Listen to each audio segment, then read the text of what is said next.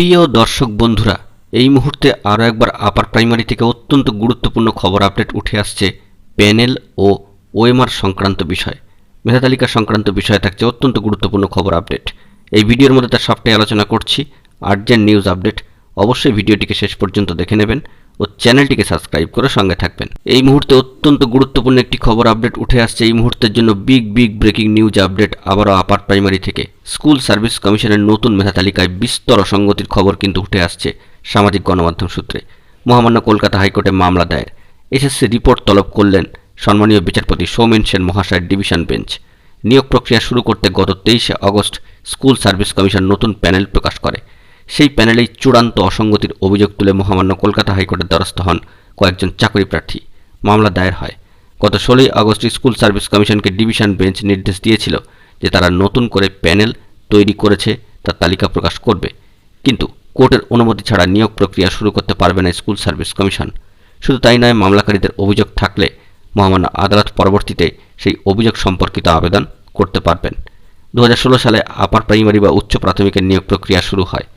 1 October 2019 সালে প্রথম মেধা তালিকা প্রকাশ করে রাজ্য স্কুল সার্ভিস কমিশন। কিছু অকৃতকার্য পরীক্ষার্থী সেই তালিকা চ্যালেঞ্জ করে মহামান্য কলকাতা হাইকোর্টের দ্বারস্থ হন।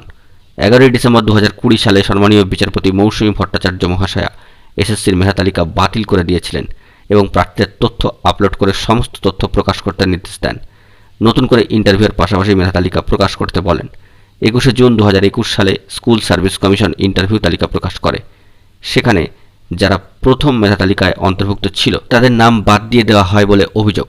পরবর্তীতে সম্মানীয় বিচারপতি অভিজিৎ গঙ্গোপাধ্যায় মহাশয়ের এজলাসে তালিকাভুক্ত অনেক চাকরি প্রার্থী তাদের শিক্ষাগত যোগ্যতার প্রমাণপত্র বিকৃত করা হয়েছে।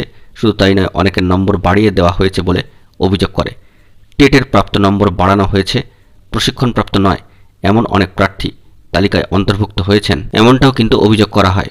সম্মানীয় বিচারপতি অভিজিৎ গঙ্গোপাধ্যায় নির্দেশ দেন, মামলাকারীদের ব্যক্তিগত অভিযোগ তারা স্কুল সার্ভিস কমিশনের কাছে জানাতে পারবে।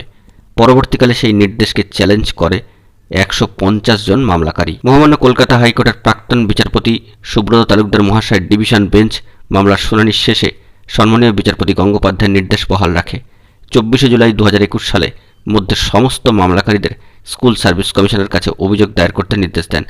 কয়েক হাজার পরীক্ষার্থী 21শে জুন 2021 সালে ইন্টারভিউ তালিকার বৈধতাকে চ্যালেঞ্জ করে স্কুল সার্ভিস কমিশনের কাছে সমস্ত অভিযোগ দায়ের করেন, কিন্তু স্কুল সার্ভিস কমিশন সেই অভিযোগগুলি খতিয়ে না দেখেই গড়পড়তার নির্দেশ দেয় এবং জানায় মামলাকারীদের কোনো যোগ্যতাই নেই। গত বুধবার সৌমেন সেন মহাশয়ের ডিভিশন বেঞ্চে মামলার শুনানিতে 150 জন চাকরি প্রার্থীর পক্ষের সম্মানীয় আইনজীবী আশিস কুমার চৌধুরী মহাশয় মহামান্য আদালতে লিখিতভাবে জানান যে তারা প্রথম মেধা তালিকায় অন্তর্ভুক্ত ছিল। তাঁদের সেই তালিকা থেকে কেন বাদ দিয়ে দেওয়া হলো তার কোনো ব্যাখ্যা দেয়নি এসএসসি। অনেক তালিকাভুক্ত চাকরি প্রার্থীদের আবেদনপত্র বিকৃত করা হয়েছে। মাধ্যমিক উচ্চ মাধ্যমিকের প্রার্থীদের প্রাপ্ত নম্বর বাড়িয়ে দেওয়া হয়েছে।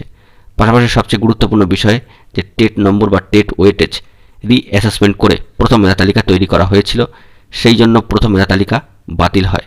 অথচ সেই নম্বরের ভিত্তিতে অনেকের নতুন মেধা তালিকায় স্থান পেয়েছে। স্কুল সার্ভিস কমিশনের ওএমআর যাচাইয়ের তথ্য এখানে গুরুত্বহীন, কারণ এসএসসি সমস্ত প্রার্থীদের ওএমআর প্রকাশ করেনি। তাহলে সেই মেধা তালিকা ত্রুটিপূর্ণ।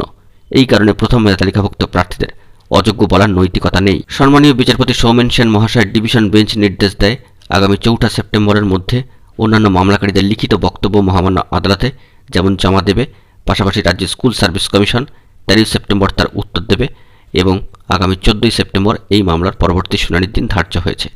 এক কথায় টান উত্তেজনা এবং মামলা মোকদ্দমার গেরোয় আবারও কিন্তু স্কুল সার্ভিস কমিশনের এই উচ্চ প্রাথমিকের নিয়োগ প্রক্রিয়া। দেখা যাক আগামী শুনানির দিন কী খবর আপডেট উঠে আসে। বন্ধুরা, এখন এটুকুই। সকলে ভালো থাকবেন। চ্যানেলটিকে এখনই সাবস্ক্রাইব করে সঙ্গে থাকবেন। ধন্যবাদ।